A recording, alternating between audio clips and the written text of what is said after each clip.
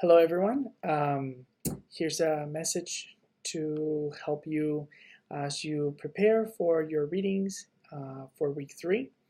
The goal of this week is to help us see how privilege operates in societal structures or systems as opposed to individual experiences, or rather, connecting the individual experiences to systemic forms of oppression.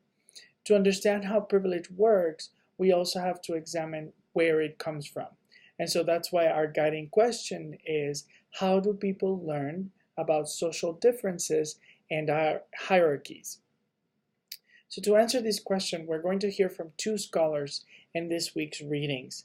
First, we have Bobby Harrow in chapter 6. Using the cycle of socialization diagram, she explains how we come to learn social identities and their place in the world, specifically how we learn about subordinate and dominant groups. She points out how our socialization begins when we are born, that we discover who we are by what others tell us about who we are. She also talks about how institutions shape our understanding of ourselves and our understanding of others. And finally, she speaks of enforcement. So be sure to study the chart and be able to explain what it means.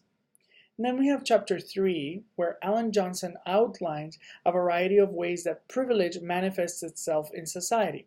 So as you embark in the reading, remind yourself of the definition of privilege as we're using it in our conversations. Johnson will also remind you of that definition in the chapter.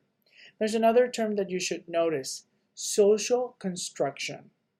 What do we mean that something is socially constructed? Does it make it any more or less real, like factual?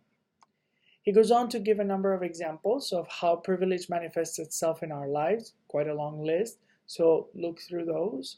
Which of these do you recognize? And then at the end, he offers important caveats about how privilege works, especially distinguishing between what happens in society at a large level versus what happens at a more individual level.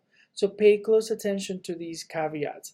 They'll help us as we are trying to distinguish between what happens at a systemic level, right? What's typically happening to, when we talk about the relationship between groups, say men and women, or we're talking about different racial groups or different ethnic groups.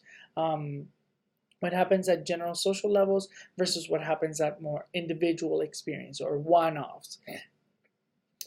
As I mentioned last week, it might be good to keep a side journal where you can reflect on how similar or different your understanding of terms has been before reading the text and then after. Or maybe you can write on the margins of your notes how your impressions are changing, things that surprise you, or things that you're still unclear about. Make sure that those questions that come up, you bring them to class. So it's a little bit of an overview, some ideas, some things to help you. Feel free to send me an email if you have any questions, and I'm looking forward to our conversation next week.